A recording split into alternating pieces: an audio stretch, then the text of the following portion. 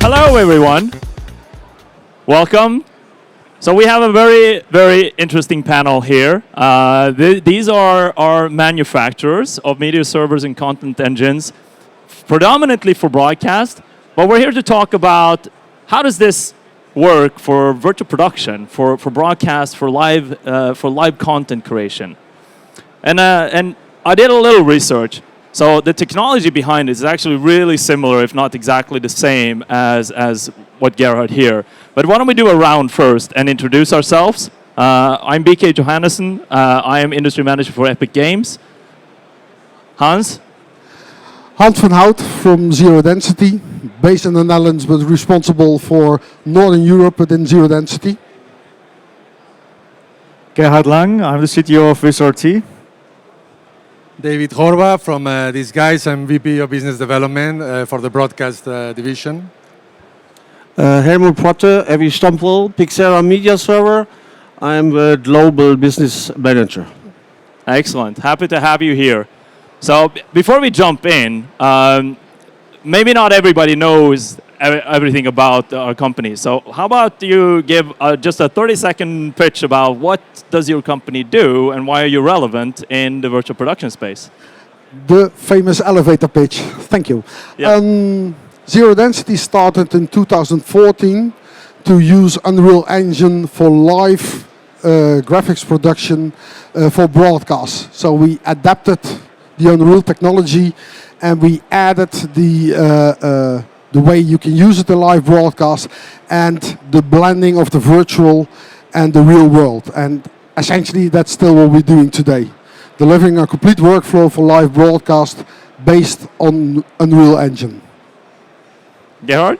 Vizrt is a software company that produces products for visual storytelling, and virtual productions are very close to our heart. It's the most exciting one, and we were very early adopters of that technology, even before LED walls were really that prominent. But we're happy to use those technologies for any kind of live productions, news and sports and whatever. Perfect. David? Yeah, this guys is a software, hardware, and creative services company. We've been in the market for about 15 years. I mean, I think the core of these guys is live events. I mean, if you've been to a concert in the past few years, you've probably seen content that is driven by these guys into the LEDs. A few years back, we started working on the broadcast and getting into broadcast workflow, and we power screens to do the content storytelling as well, and augmented reality, XR with LED screens, providing a workflow for broadcasters. Yeah. Helmut? Thank you. Evi Stompel is family-owned. We are, since 40 years, a family-owned company from Austria. We are coming out of screens business, basically, but since 20 years, we're producing also media servers, real-time video compositing software and hardware models. We are probably the newest in this round. I'm really happy to be here because we created Pixera as a new platform around 5 years ago. It's a software hardware-based compositing system working also, of course, virtual production, XR field. In the broadcast industry, we do also normal broadcast live productions, or let's say our customers. Yeah, we are here now. We have, of course, also a very nice experience with Unreal integration and using that as a resource as compositing. So this is where we're working on our product line. I hope it's understood well so far. Perfect. Thank you. So virtual production is very much a hot topic. Has become so over the last couple of years, especially maybe in the film side of the business. Ever since the Mandalorian moment. But the technology behind it is maybe not that new. I did a little bit of Googling, and I found that Vizrt did a demo back at NAB 2011, I believe, of something you call the virtual window. So it's been around for some time, but why has it taken this long before it kind of becomes such a big trend in the industry? Well, I mean, you were with us at the time, and you probably didn't even notice what that really means, because we were using back projection at that time, and the effect was not as visible and not as earth-shattering as it became like in 2016 when the first time we showed it on an LED wall. I mean, the panels back then were okay, and they already had such a visual impact, that we basically blocked the whole hallway of people passing by.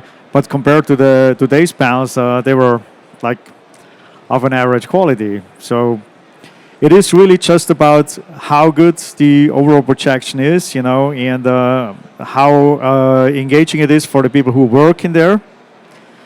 And with ROE and the megapixel Helios pixel processor, we're gaining also new dimensions to this virtual production that make it even more interesting and create the flexibility that is required by our customers who need to have more than one camera on stage and have the flexibility to also preview what they're going to bring on stage on air next. So, that all of that is a game changer, and that really made it popular. Anybody else who has some history that or reflections around why is this such a trend now? Well, first of all, I think it doesn't take a long time. I think it went very fast. So the technology concept is there, I think, for a long time, even before 2011. I think two other components came. First of all, you came with a much better photorealistic rendering, which is rather important, which also made a new business model and creative model coming up. And I think the last two ones, where technology facilitates a new workflow and a new economic model, a new creative model, that's what brings it up. And I think you also can see that virtual production using LED as an active backdrop in the movie industry is a no-brainer today, where in other areas like live broadcast, we are still suffering because the two elements that were in place for the movie industry, we are still trying to find the right usage in the live broadcast industry. So talking about usage, David, tell me from a vendor perspective, what does customer expect from this technology? What are they looking for? Well, they're looking first to be able to engage the audience. I think it's about immersion, getting the audience excited.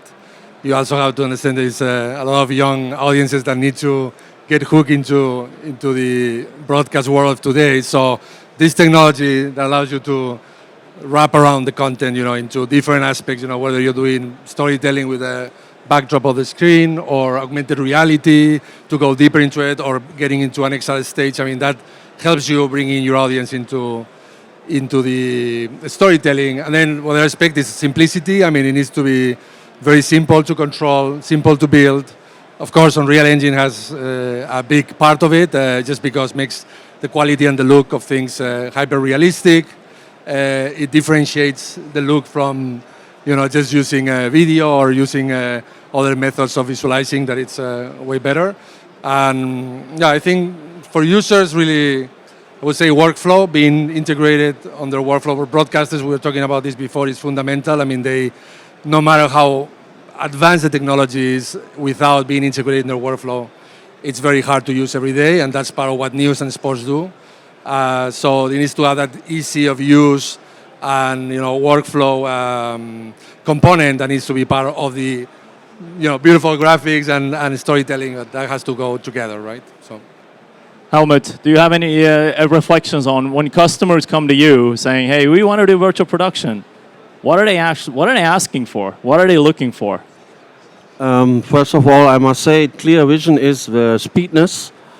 That means we're all thinking that, with virtual production, the content creation, the real-time rendering, the graphic is create something quick and fast on stage, on set, just get the pictures going. When they want to manipulate it very fast, that means it all combines the fastness, the speed, reducing the cost. This is what we expect. We now as vendors or as manufacturers, the world is not so easy out there. So, of course, the expectations of the customers to get this all fast and quick done is in the background a high complex technology. to make it look awesome and beautiful. And I think we face all these problems, and the expectations are high on with high-end quality pictures they want to deliver with future looks, maybe also more video looking to younger generations. This all comes together, and it's very digital. I mean, when we think about old sets, now we can just build digital sets. This is all there, and I think this is the biggest expectations we are getting, and we just have to make then solutions to get this going for our customers. Good. So we're talking about broadcast and live productions, and there's one really fundamental difference compared to virtual production in film. In film, they kind of have to change their entire process. They're used to being able to add a lot of things in the post-production, but we have no post-production in broadcast. So we have to do everything beforehand anyway. So still, we talked about workflow. What are the main challenges here of actually making virtual production realize its value and its potential in broadcast? Hans? I think the main challenge yesterday, today, and tomorrow is to keep up what you guys are doing in the virtual world. We have to blend live the virtual and the real world.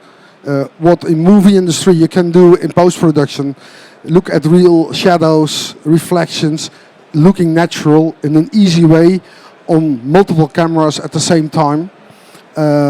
Because we expect the same level of quality at the end, but without the whole post-production process. And I think that's a huge challenge, as we all know. And see what Unreal 5 is adding in the virtual world with all the shadowing, reflections, and everything we have to do.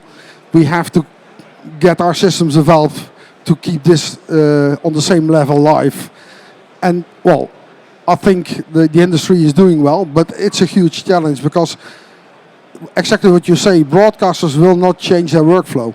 They expect their normal workflow, their normal preparation workflow. They expect the same output as in their old way of working, but with all the advantage of the new technology. And we can do a lot, but not everything. Gerhard, any reflections on what's preventing this from really becoming mainstream? No, I don't think there is anything stopping it from becoming mainstream anymore, right? It is fully integrated in all the tool sets. It's integrated in the workflows. If anything is stopping, it is somebody with a creative mind missing at the station to visualize on how it could be included in their production in the best possible way. And not just as an effect, but really to help to tell the story. Because difference between these guys and us, for example, is like they will focus on something that is like really beautiful. But we need to have also the possibilities to bring in content at the fingertip, right?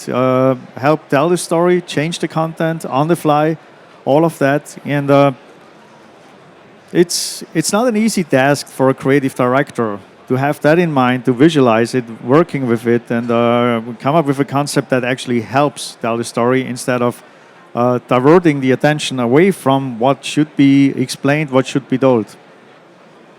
I was going to say that maybe related to that, what also is helping some of these producers, maybe it was a blocker to them too, is that now, because it's LED and the way it works, in the studio, you can control the lighting, you can control the environment, more like, like doing this type of TV in a box type of thing where you can go from one show to the other. And that's helping that there's less complexity in the overall studio, making things like when you do chroma, which, we've all done fantastic things, projects with chroma, but there's much more preparation, right? And things can change very quickly, the lighting changes. With the new servers, the new structure and platforms, you are able to really to control the whole studio, the tracking, the camera, the lighting, the LEDs, the color, the temperature, everything, and that makes things pretty easy to go from one step to the other. I think the broadcasters are starting to see that as okay, now I'm ready, I can do this easily. It's not so complicated anymore. So maybe that's also one of the reasons that things are moving forward faster now. No? Maybe. Helmut, how do you find the talent situation in the market? Is there enough talent to actually create content and to run these XR studios? Well, I would say basically, luckily, talent is always out there. So we find young, I would say, my experience is very young, talented people who work already with content creation softwares, create video games, and are very fascinated with technology. The problem is that these people are definitely difficult to get into this, let's say, traditional broadcast environment business. So we have talents out. When I go to universities, when we have new talent sitting where I tell them, guys, you have a bright future in front of you.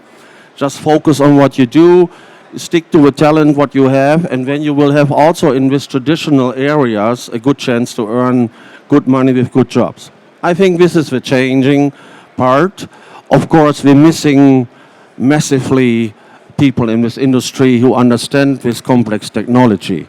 I mean, we stick, as you said, David, we stick a lot of stuff, technology together, every piece is individually, let's say, complex. And to have people who understand the complexity to bring a nice picture on the wall is tough. Yeah. And it looks beautiful. We have a technology to look at magic. We have high-end 8K, 16-bit, whatever coming. That's all nice, but it needs still these people. And I think we have to go to the universities, get the people out of their school, bring them in this traditional area. And of course, I must also say, teach also existing people who are working in this industry. They know already compositing, how it works. They are already massively there. We just bring the knots together. And I think that is our goal as manufacturer, to help in this direction to get this going. Yeah. Hans, how do you find the talent situation for zero density customers? Is there enough out there that they can achieve essentially their ambitions? Well, there is massive talent, but I agree with Helmut that the problem is to match those talents in the creative world and the Unreal world to the daily operation and broadcast. What we see in those real Unreal talents, they know exactly what they can do with the system, but their way of thinking, their way of working, they are not used to sitting on a live show, 2 seconds for live, and you have to trust on everything has to go well. That's a complete different way of thinking and feeling, and I think one of the challenges we as an industry have is not only showing how fantastic our products are, what you can do, but also trying to learn from the operation side what they need, how they can get trust in the system, how we can help them. Because I'm 100% convinced that professionals in the industry working in the daily broadcast operation, they want to do new stuff, they want to do the fantastic things, but somehow they don't have the trust in operating it, in being sure that it really will work.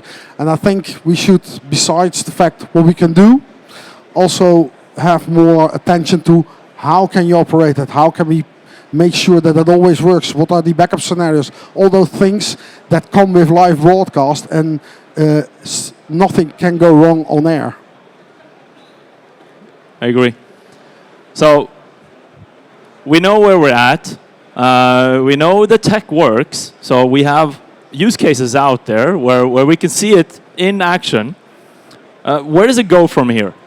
Where do you see this technology going? And then maybe specifically, what is Vizrt doing to kind of improve or make the virtual production better or easier for broadcasters? Well, there's a few aspects on this becoming easier. There's the creation aspect of it. Obviously, there is the operation aspects of it, and there is the director's aspect of it as well. I mean, I would just like to say something about the talent situation, because I've been repeating that in so many interviews, that the most important asset that a TV station has is like a good artist. And it's totally underestimated. And the pressure that those guys have when it comes to timing is nothing that you compare to the movie industry. Like the pre-roll time in a movie, months and even more. If you are preparing for something like an election or a sports event, if you're lucky, you got a few weeks. And it should not be underestimated. Like even if you have things like a marketplace in the Unreal environment, to turn this into something which is 100% convincing and realistic needs a trained eye, needs the love to the level of detail, needs to understand the lighting and interaction between talents, and also then the assets that are coming into that. So, whatever a broadcaster is doing with a virtual stage, they need to understand that they have to invest massively in this talent and leave the guys the amount of freedom that is required to turn this rather expensive piece of equipment into something really beautiful. I agree. Thank you. Thank you for saying that, Gerhard. I think about it's the one of the 2 million? biggest problems we have in order to achieve the fidelity that we know can be achieved is we don't have enough time, and I think also your point to an important thing is that the requirements on that talent is higher than ever. They need to kind of master all these different skills that maybe they didn't need to master before because they weren't really applicable. But all of a sudden, these walls are emitting light, and we need to respect that in order to understand how that affects, the real world. I mean, the emitting of light from the wall can also be a huge advantage. I mean, this is something that sets it way apart from a green screen environment.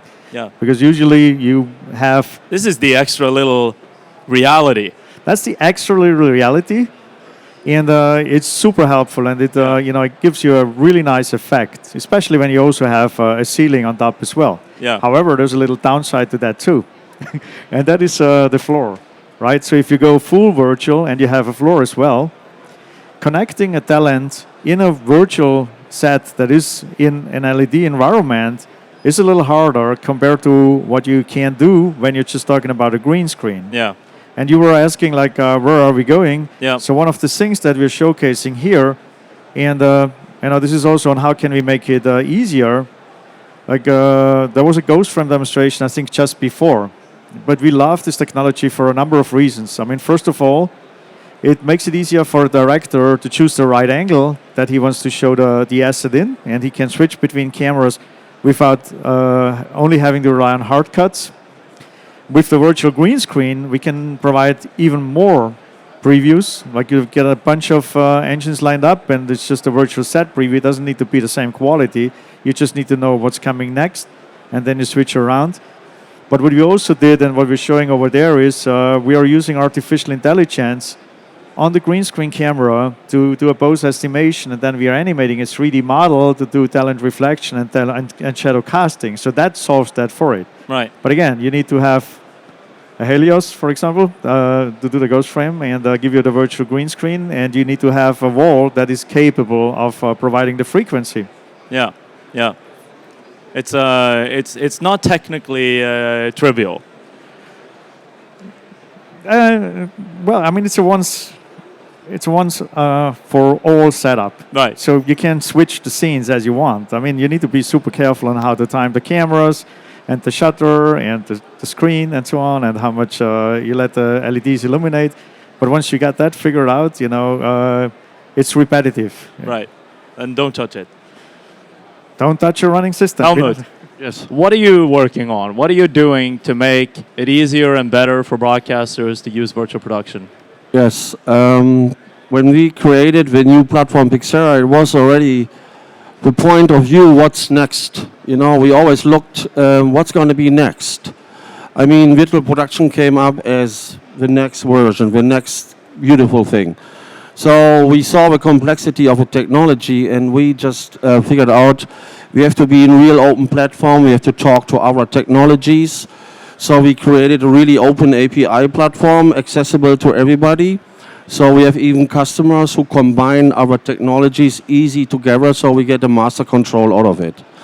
So automation is where we're heavily working in this together. So it means stuff what has to be configured, and maybe you're absolutely right, Gerhard, AI is coming into this probably soon, is that we can have a standardization in setting stuff up, talk to our systems, combine it easily to operators that they feel comfortable for live environments. So this is our next goal, where we're going in this environment, where we think that's going to help both with stress, to feel secure with the technology.